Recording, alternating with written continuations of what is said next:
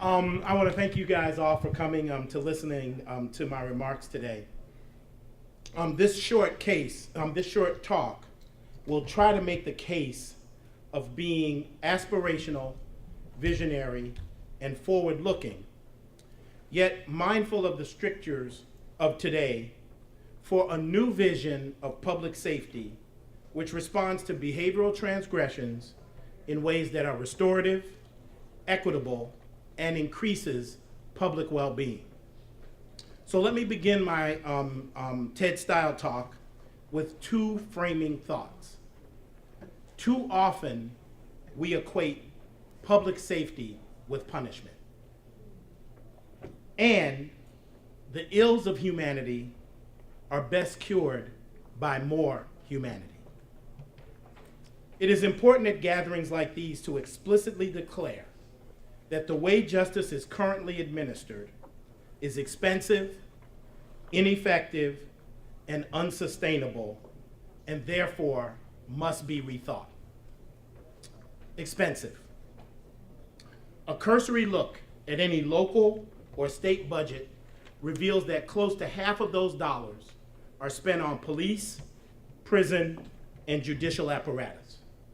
Heretofore, we as a society were willing to pay any price we believed necessary for a seductive but hollow phrase, law and order. And pay we have.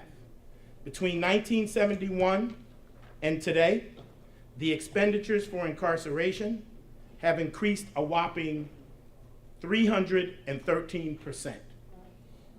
Over the years, we've instituted a war on drugs, brilliantly detailed in Michelle Alexander's book, The New Jim Crow, waged a similar war on children that we've heard today from our panel this morning by criminalizing normal adolescent behavior, as seen here, of a 6-year-old boy playing doctor with a 5-year-old girl.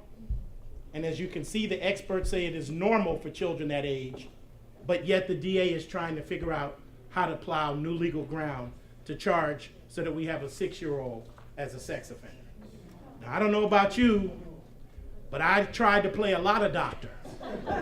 I'll show you mine if you show me yours. Luckily, it wasn't a felony.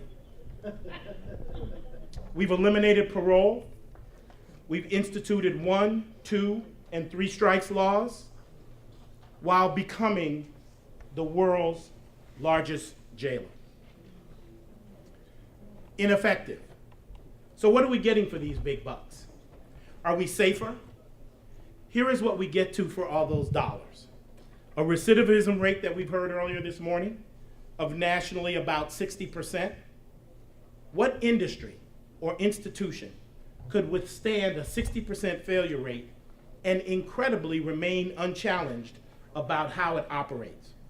Would you go to a restaurant with a 60% food poisoning rate? Would you fly an airline that fell out of the sky 60% of the time?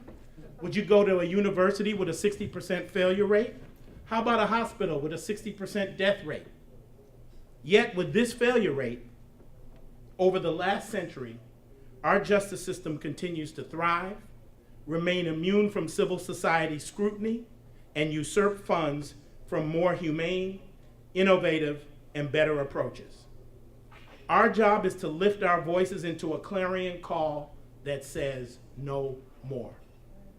We must no longer give overt or tacit support to the, quote, tough on crime snake oil that is peddled every legislative session and demand a rethink of the administration of justice in order to promote child well-being as a preferred approach to achieving better results.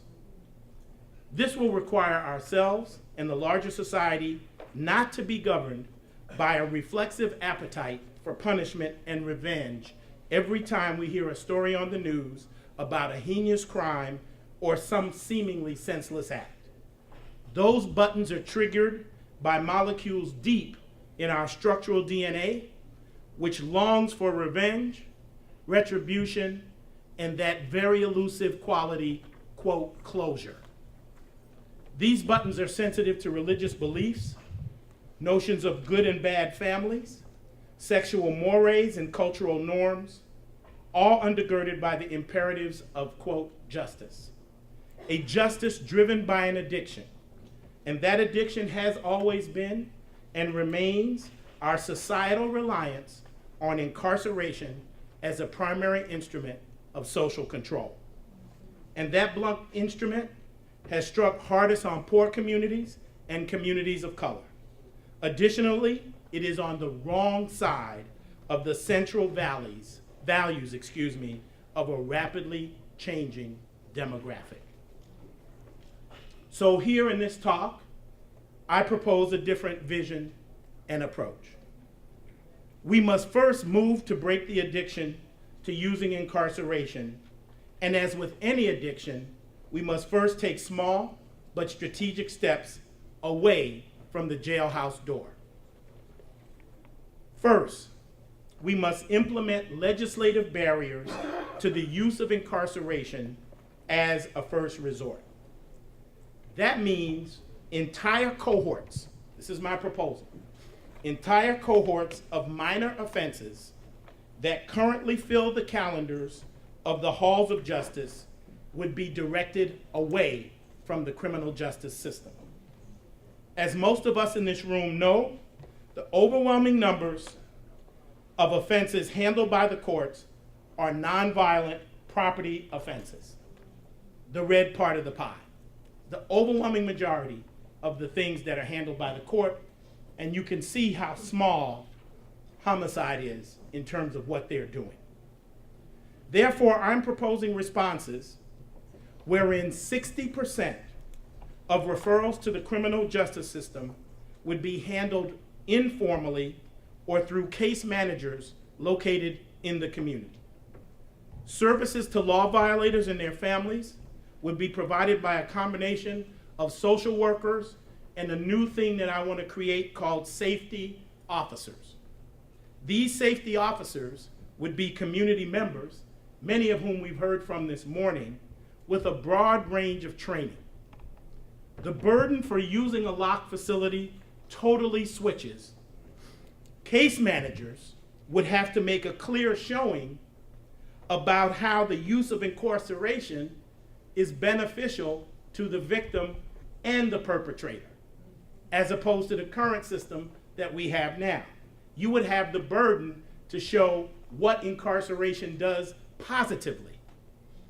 Justice professionals would be rewarded for improving life outcomes rather than compliance with increasingly irrelevant conditions of probation. Instead of measuring contacts with probation, we would measure assistance in gaining employment, educational attainment, literacy, reduced family disruption, and, of course, violence reduction. No one wants to see more community violence. So whenever you propose these changes to justice, they try to call you soft on crime, but what could be softer than a 60% recidivism rate? Now, for those cases that are most serious, we would strengthen community mediation and arbitration. In almost all cases, except, and these are the three that I propose, we would not do sexual assault, child molestation, and domestic violence in this way. I would exclude those cases, and we could talk about why I do.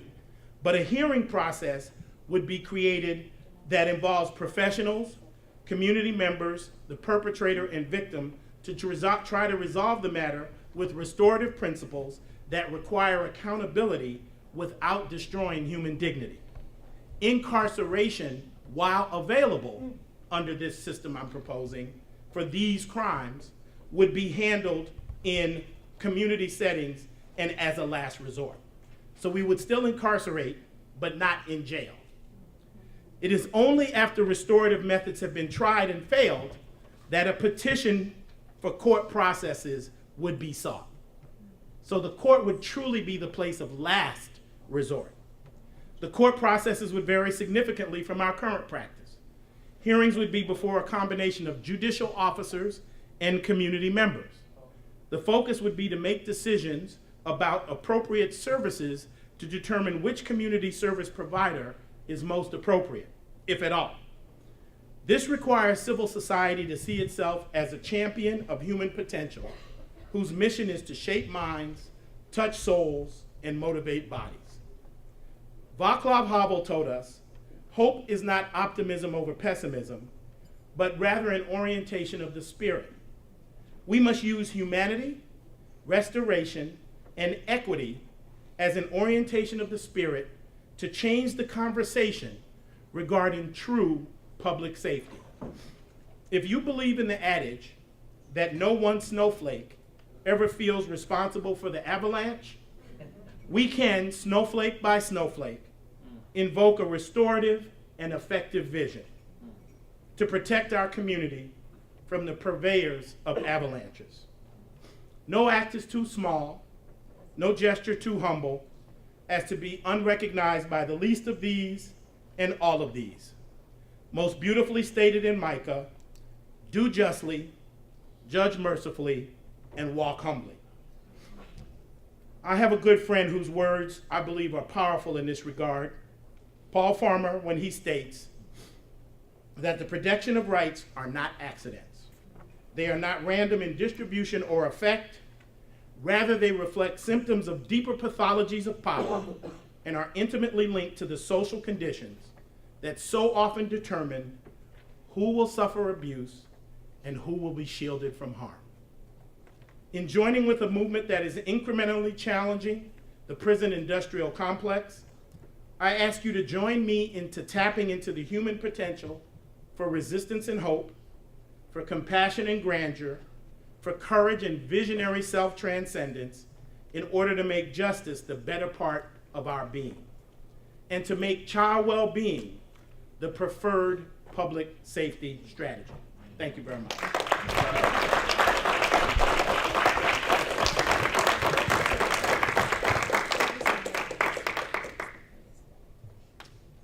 We have time for questions and answers. Questions? Yes. There may be some answers. I don't know. There are probably a lot of questions. You got them, yep. Okay. Questions? If people didn't know, there are 3 talks. Mine is 1, and then there'll be 2 others of us. And so each talk will be followed by some time for Q&A. Yes, sir. How do you propose going about implementing? What is your next course of action to move this proposal forward? May I just make a request, James? To repeat the question for the tape? No, I was going to say that. Yeah. Yep. Okay. These media dictators. And everybody succumbs, don't they? Yeah, that's right. So the question was, what would be, let me make sure I fairly bring the question back. What would be a next step in doing this vision? Well, first, I've just thought about it. In the preparation for this, it's been rolling around in my head. And so the notion is switching. You didn't hear any words about offense, crimes, all of that kind of stuff. It's child well-being is where I think that we start. So first, I want to be able to put the idea out there to begin to have a conversation about what some of these things would look like. So first is to begin the notion of putting the idea out there. I think the next thing that would have to happen is to begin to have legislation that change so that it's not a conversation after we've had enough conversation about it, to have legislation that forces the system to deal with things differently. And one of the things that I've noticed that I would say is the current way that the system is trying to deal with this is the whole notion of boutique courts. We got truancy courts, we got girls courts, we got drug court, we got mental health court. So the system really understands that they are doing social services and ill-equipped to do them. So they, you know what I mean? It's like if you try to go to McDonald's and get lasagna. I mean, all we have is burgers and fries. So you eat the burgers and fries, but we don't, but I need lasagna. Well, you're just gonna have to eat burgers and fries. And so the system's trying to, so we're gonna have fries with real skin on it. Or we're gonna have fries with sea salt. So essentially they're trying to meet the social needs, but within a justice confine. And so they're trying, but it doesn't work. So for me, the next thing would have to be legislation that forces them to do differently. Okay, so what I'm gonna do is I'm just gonna circle around. I see all the hands. Yes? How do you propose we deal with the political barrier that is the mass industrial, the mass industrial incarceration industrial complex of the lobby in California. Yes. My sense is that I believe, so I'm assuming you work in the justice area, right? So you have family too, and when you go home, they ask you what you're doing, why you do what you're doing, right? And so my parents still don't know what I do. They go, well, okay, it's for kids, good. You know, it's like, right. So my sense is that when I'm on planes or in wherever the parking lot or whatever, and people ask you what you do, and I tell them, very few of our citizens know much about about how the justice system is. It's just, we're just invisible. It's unseen. And when you tell them, do you know? And did you know you're spending in the recidivist? And they're like appalled. So for me, the reason that the industrial complex exists in the way is because it's unchallenged. And so I believe if we begin and so I look at social movements to see how that happens. Ralph Nader, seatbelts. I'm old enough that I was pre-seatbelt, right? And it was like, you're gonna kill people, we can't make them, they're too expensive, they can't escape from wrecks. I mean, it was all of that. Now, you have like 3-year-olds go, put your seatbelt on, right? That's a whole change. Smoking. Smokers seem like drug addicts now. They're all out there in the corner like, you one of us? Yeah, I'm one of you. I mean, when I grew up, Johnny Carson was smoking on television. I mean, you know, and the third one, I would say, as a movement more closer to us, is this whole notion of driving while or racial profiling. At first, when we'd be sitting around playing cards, you know, all the black folks would be talking about racial profiling, it was just us. Now, the entire society knows, do you see what I'm saying, that people of color get handled differently. So I think it behooves us to do a public education campaign. We are well situated. We're in a state with 6 out of 10 people are people of color. We're going to begin to elect representatives who not only understand this, they've lived through it. And so I think that then will blunt the ability of those interests to be as salient as they are. But we need to, as with everything, build a movement that sings in that key. That's my best answer. Patty? So James, would you say in San Francisco that maybe we have a bit of a start on that with CART, our Community Assessment Referral Center? There are, over yes. 350 Yes. misdemeanor offenses per year. That are shunted away. And there's like an on-site program where Correct. we have parental counseling. Correct. Restorative justice Correct. programs, case management. Yes, that's the I'd love to beginning. grow and spread that, and those cases we never see in our courts. Right, and so that notion of being away from the court and place else, where the leap beyond, Patty, is always not having jail as the ultimate sanction as a way to get compliance. That we're gonna lock you up if you don't comply. Now we're coming around, somebody, oh, I thought there were more hands, yes. Go ahead. I see you, Panya. Okay. Yeah. Well, the social movement was one question, that's been addressed already. The other is, can you point to a jurisdiction internationally, that we got a little bit on that subject with CART, but can you point to places that are doing things that are consistent with this vision that you have? Yes, actually. There are a combination of places when you bring them all together as an amalgam that you can begin to see this vision. So the place where incarceration is last resort, not first resort, is Australia.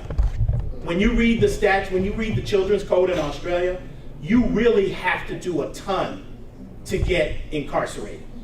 And the probation officers are incentivized by life outcomes, not contacts. We don't care about contacts. The way you get promoted is that young person didn't recidivate. So so it's built in culturally, and by the way, they're all social workers. And so we're not having people coming from criminal justice that are trying to be mini police with that whole law enforcement thing. So that is the place there. In terms of the courtroom stuff, I think Israel has a very interesting model, which Patty, hold on to your seat, you're probably gonna hate this. But what they do is they basically don't want lawyers in the courtroom because they have a 3-panel judge that are trained in adolescent development. So it's not about guilt or innocence. It's about what services do you need as a family here, because we're not throwing incarceration as part of the mix, right? I mean, if you think about the system, all of our structural stuff is around deprivation of liberty, because that's what we do. We're addicted to incarceration. So when you rethink that, very expensive doesn't work, then that frees you up to do other things. And there are other ways to keep the community safe without jail. And we have places like that, alternative rehabilitative communities in Harrisburg, Pennsylvania. They run houses, no more than 5 kids. They're the kids that have bombed out all of the facilities, the fire starters, sexual abuse. They have dinner, in a kitchen. They help cook. There's no bulletproof glass. And these are supposed to be the worst of the worst. And what we've heard from our panel this morning, that actually does not have to be the way we do it. It's amazing that this country can't figure out a way to keep a 6-year-old safe that's about to go through a trial. I mean, should the child be in juvenile hall? Is that our only choice? Give me 30 grand. I'll keep them. I'll keep them. So so those are some of the countries that you can look at. Now, as we all know, South Africa's constitution is beautiful, but it still has real problems with its execution. What about New Zealand? New Zealand, very similar to the Australian model, very similar in terms of family group conferencing as a way to deal with it. And so that also is an amalgam as well. Yes? You were talking about your next step being legislation. What about the idea of implementing it in schools as for students to mediate among themselves, so they start learning the system, grow up with the system, and into Correct. it? Would that work? Absolutely. Well, we know that that's starting. We have people here. Fania runs Our Joy. There are people in Illinois and all around the country that they're doing mediation, right? And that now has a term. That's just what happens when you go to the rich school. I mean, you get, when it's poor people, we get a term. But when it's rich people, it's like, Trevor, you talk to Hunter, and you guys work it out. Right? When it's Julio and Raheem, we need a program. But it's the same thing. They're the same age. They're doing the same things. They're driven by the same teenage stupidity. And that's what you get. It's not like what we're asking to do. It's not like we don't know what to do. All you have to do is look what's happening for kids with means. Look what's happening, what you're doing with your kids. What you're doing with your kids is providing huge buffers between their jerky behavior and a system that would interrupt it.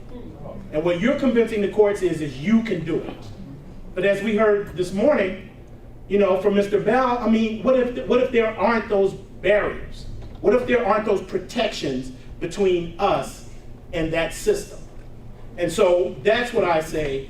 It's not a miracle what we need to do. We know what to do. What we need to do is have the political will to be able to have our money follow what we know what to do. All right, and okay, how's my time? Okay, we got 1 minute. Can I get 2 questions in? All right. Definitely have to take Yes this. or no? Okay. He knew Haywood, so that gives him, he gives him props. And then I'll get you in the back, ma'am. Okay, I'm a member of Critical Resistance, and we're abolitionists.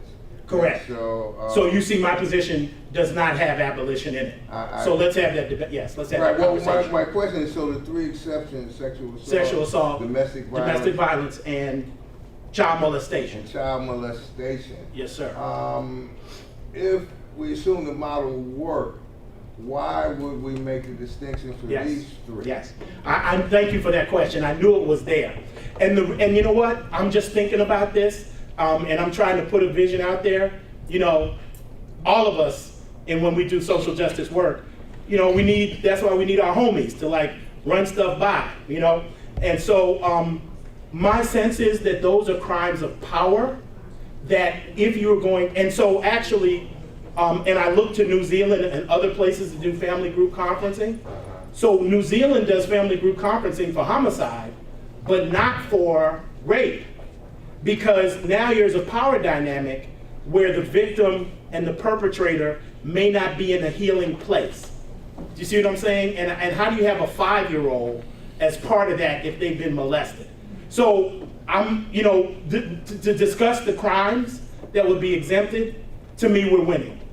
Do you see what I'm saying? But that's the reason why those 3 crimes were exempted because of the power dynamic that's involved in those particular crimes. So, but I'm not a genius. I'm thinking it through like everybody else. Me too, thank you. Yes, appreciate it. Yes, ma'am, in the back. I'm just wondering what you think of social impact bonds as a way to Oh, apply man. incentive. They're everywhere, everyone's Jeez. talking about them, and I just. So I want you to describe for the crowd what they are, because some people here don't know what they are. I'm not sure that I can. I think the goal is. Well, that to tells try you to- something. Yeah. The goal is to try to align incentives so that you improve outcomes, and so you. By incentivizing Incentivizing for outcomes. profit. Well, no, I mean, challenge me if you don't. As I hear it, it is that if we could give a good service, there's a way to make it so that it's earned income, in a way. Time's up. Okay, Thank you so so you know what? Well, wait a minute. I have one more speaker. All right, bye-bye.